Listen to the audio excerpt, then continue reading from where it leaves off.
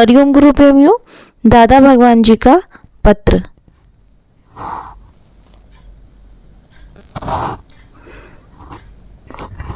हरिओम गुरु प्रेमियों, पूज्य बड़े दादा भगवान जी का पत्र।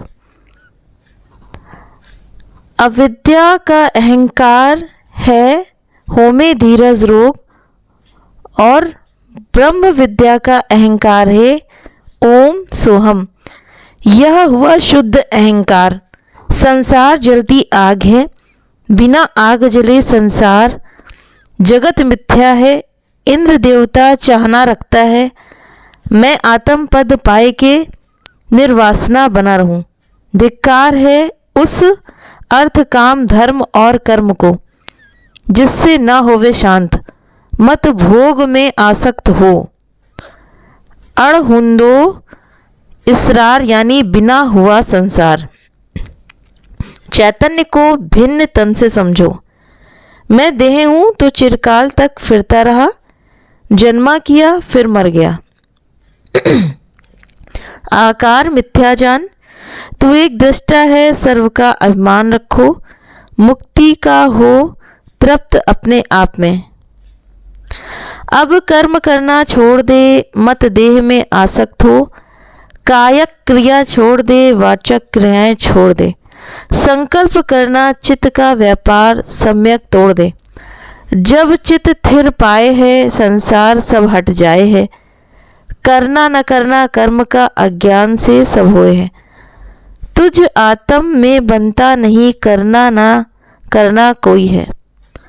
ब्रह्म है मन बुद्धि वाणी से परे, चिंतन यतन साधन ध्यान रहित वो ब्रह्म हूँ मैं। पर मैं भूल से अपने को शरीर समझ बैठा हूँ। अब जब तक शरीर समझता हूँ तब तक शरीर मरने वाला है, भय में रहेगा। पर गुरु से समझ के आत्माकार हो जाओ कि आत्मा अमर है। ये फर्क केवल समझने में है। दुनिया समझती है शरीर, बाकी गुरु अपने को आत्मा समझता है तो वो अमरपन में रहता है। तुम भी गुरु की तरह निश्चय रखो। ये निश्चय सच्चा है कि तुम असल से ही आत्मा हो, पर दुनिया की संगत में शरीर समझकर दुख देख रहे हो। बाकी इस ज्ञान में कुछ भी करना नहीं है, ना ही कुछ छोड़ना है।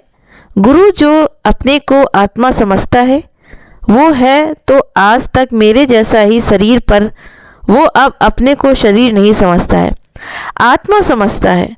तुम भी ऐसे ही अपने को आत्मा समझो और दृष्टा होकर रहो। कुछ भी करने की या होने की इच्छा भी नहीं रखो। शरीर समझने वाला कर्म करके अहंकारी हो जाता है, इसलिए जन्म मरण में आएगा। तुम इसके बाद करता नहीं होना, केवल दृष्टा। साक्षी होकर देखो, जहाँ तहाँ अपना आप देखो। जैसे तुम हो वैसे दूसरे भी हैं। समानता से अहमता ममता और कर्ता आपने चला जाएगा, यानी कि अपने आप चला जाएगा।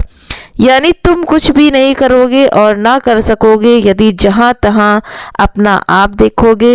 तो अद्वैत इसी को कहते हैं। दुनिया द्वैत में चलती है, तुम केवल अद्वैत में रहो, यानी समता में टिको। याद रखो कि कुछ भी करना नहीं है, मौन भी धारण करो। पर जब तक देह अभ्यास में हो तब तक कभी भी आत्मा का साक्षात्कार यानी आत्मा समझ में नहीं आएगी। इसलिए पुरुषार्थ करके केवल देह को भुलाओ और आत्मा का निश्चय करो। अभी तक जितने भी अच्छे कर्म करते थे उनको करने का अहंकार था, इसलिए कुछ हुआ ही नहीं। तुम्हारे सब अच्छे कर्म अहंकार से किए हुए नरक में डालने वाले हैं। अब यह ज्ञान भया तो कर्म ही नाश। ज्ञान है सच्ची समझ कि तुम आत्मा हो, ब्रह्म हो। भुलाओ तो कर्म भी सब छूटे, नहीं तो नित नित अच्छे कर्म करके अहंकार करके नरक बना रहे थे। हिम्मत करके पुरुषार्थ करके आत्मा के निश्चय में रहो। शरीर भुलाते जाओ, बार बार पूछो कि मैं कौन। जबान से मैं अक्षर निकले तो पहले पूछो कि मैं कौन बोल रहा हूँ। एकदम फिर जुबान बंद रखो, मौन धारण करो। जुबान बंद रखोगे तो कोई नुकसान नहीं होगा।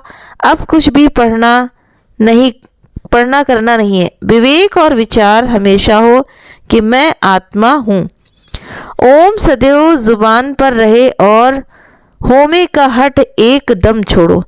होमे धीरज रोग है। शरीर एकदम भुलाओ। आज के बाद केवल ये देखना है कि है ही राम, सब में राम, केवल राम। जिस समय ये निश्चय हो गया तो आनंद अंदर में घुस आएगा। आत्मा बिन दूसरी बात का दिल से खुद ही नकार करो। अभी ही दूसरे काम छोड़कर यही पक्का करना है, दूसरे सब काम परमात्मा करेगा। ये भी जांच कर देखते चलो। प्रेम है परमात्मा। आज से लेकर किसी बच्चे या नौकर पर गुस्सा नहीं करो। प्रेम के सागर बनो, सबको माफ कर दो। बड़ी उम्र में अपनी अकल का अहंकार अधिक होता है। ये है भी सत्य कि हम अकल वाले बनते हैं क्योंकि बरसों का अनुभव मिलता है, पर इसका अहंकार बुरा है। इसलिए प्रेम की प्रैक्टिस करो, दूसरों पर काम रखो। क्रोध करने का तुम्हें दूसरे कहेंगे कि तुम बड़े बैठे हो। बच्चों पर गुस्सा करो तो बच्चे डरेंगे नहीं तो खराब हो जाएंगे। तुम अपना नर्क नहीं बनाओ। गुस्सा करने से कोई भी नहीं सुधरा है, ये गलत समझ है। आजकल गुरु भी क्रोध करता है तो शिष्य भाग जाते हैं। बच्चे भी अगर सीधा जवाब देंगे तो हम क्या कर सकते हैं, अपने को ही दुखी करेंगे। हैदराबाद का मुखी, जिसके पास कमिश्नर गवर्नर भी पहले आते थे, फिर मुखी कमिश्नर के पास जाता था। उसका बेटा पूना में रहता था। उसकी बेटी कमला 18 वर्ष की शादी नहीं कर रही थी। हमारी सत्संगी हैं। पिछली बार हम पूना में थे। ये भी विलायत से आया था। बहुत क्रोध में था कि इन्होंने मेरी बेटी को खराब किया है। वो शादी नहीं कर रही हैं। एक दिन पूना में रास्ते में मुझे देखा, गालियां दी। छाता हाथ में था, वो मारने को दिखाया तो लक्ष्मी भगवान ने छीन लिया। टैक्सी खड़ी थी, उसमें हम चढ़कर जाने को हुए तो चढ़ने नहीं दिया। जबरदस्ती पास में पुलिस थाना था, वहाँ लेकर आया। पुलिस को कहा कि इसका सत्संग बदमाशी का है, बम्बई से आए हैं, मेरी बेटी को खराब कर रहे हैं। उन्होंने पूछा कि कितने बरस की है तो बोला 18 बरस की। पुलिस ने कहा तुम्हारी बेटी से घर चलकर पूछेंगे, वो बड़ी है, उस पर तुम्हारा कंट्रोल नहीं चल सकता ना ही हम ये केस उठाएंगे। मतलब तो अपने आप काला मुंह हो गया।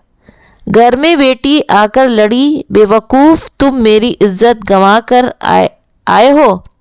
अपने भाइयों को विलायत में लिखा। बेटी ने बाप को लिखा कि तुमने बड़ी नालायकी की है। फिर तो आराम ही फिट गया, पर फिर भी विलायत में कारखाने पर गया, लाखों कमाए हैं। अब फिर आया है। हम भी यहाँ आए हुए हैं तो अपनी बेटी को बोला कि इन्हें घर में लेकर आओ तो मैं माफ़ी लूँगा। सो उस दिन हम गए। बड़े दुख से आंखों में आंसू भरकर पैर छूकर माफ़ी मांगी। हमने तो बहुत कहा कि ऐसा होता है, क्रोध में लोगों से ऐसे काम हो जाते हैं। फिर तो खाना खा पी कर आए और बेटी अब सारा दिन हमारे पास आती है।